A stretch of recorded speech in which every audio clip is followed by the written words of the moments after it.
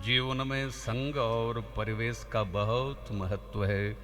जिस संग, जिस वातावरण, जिस परिवेश में हम और आप रहते हैं वैसे ही बन जाते हैं। मठुमठ दियो को गगन चढ़ई रज पवन प्रसंगा। जीवन में अच्छा संग मिले तो व्यक्ति ऊंचाइयों को छू लेता है, कुसंग मिले तो गर्त की खाई में गिर जाता है। गगन चढ़ई रज पवन प्रसंगा, गगन कहते हैं आकाश को। मिट्टी जब हवा का साथ करती है तो उड़ करके आकाश तक छा जाती है, ऊंचाइयों उसकी ऊर्ध्वगति हो जाती, ऊंची हो जाती है।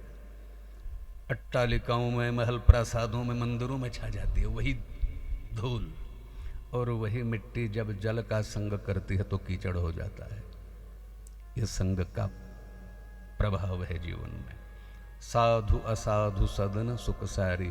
दो तोते हैं जुड़वा, एक को कसाई खरीद लाया, एक को एक महात्मा जी खरीद लाए हैं। दोनों जुड़वा भाई। संत के आश्रम में रहने वाला जो तोता है वो नित्य प्रति भगवान के नाम का संकीर्तन सुनता है, उसको भक्ति का वातावरण मिला है तो नारायण नारायण कीर्तन करता है। और कसाई के घर का जो तोता है वो कर्कश गालियां बकने लगता है। दोनों हैं सहोदर भाई, ध्यान दें। लेकिन संग और परिवेश से एक के मुख से भगवत नाम निकलता है, एक के मुख से कठोर कर्कश निंदनीय शब्द निकलते हैं।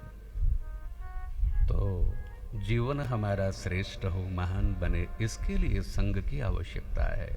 हाँ, ऐसा हमारा जीवन बने, ये शरीर रहे न रहे लेकिन हमारा नाम रहे, फलाने व्यक्ति थे, ओ ऐसा हम कुछ करके जाएं। जहाँ जिस वातावरण में हम रहें उसके इर्द गिर्द हमारी सुगंध होनी चाहिए, हमारे सद्गुणों की, हमारे अच्छाई की।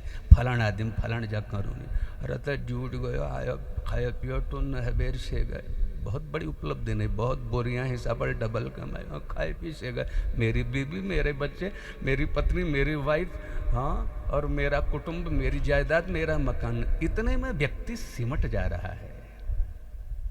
अगर वो अपना बड़ा परिचय कर लेना तो मैं भारतीय हूँ, और थोड़ा छोटा परिचय करे तो मैं उत्तराखंड का हूँ, और छोटा करे मैं अल्मोड़े का हूँ, और छोटा हो जाए तो मैं धामस के समीप नौगांव का हूँ। नौगांव में कहाँ से हो तुम घर? अरे तो पाल बाखाई छे। अच्छा कौन सा घर है? वो तीसरे नंबर का घर। उसमें तुम कहाँ रहते हो? बीचा कमर में रूनो। और कहाँ रहते हो? ये चारपाई में रूनो।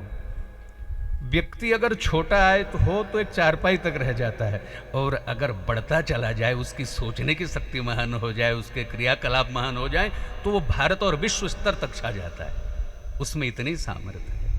तो एक व्यक्ति बहुत ऊंचाइयों में जीता है, एक व्यक्ति खाता पीता मौज मस्ती पशुवत जीवन को समाप्त कर देता। जीते सभी हैं। तो इसीलिए जो हमारी जो बैटरी डिम पड़ी है ना, जो विचार शून्य है, इसको रिएक्टिवेट करने के लिए, इसको जागृत करने के लिए ये कथा है। बस इतना सी। It's not for entertainment. ये कोई मनोरंजन के लिए नहीं कि थोड़ी देर टाइम पास कर लो, मणि यहाँ बैठुल, मणि वहाँ बैठुल, थोड़ा मोबाइल चलाए, थोड़ा लैपटॉप चलाए। ये आत्म कल्याण के लिए है कथा।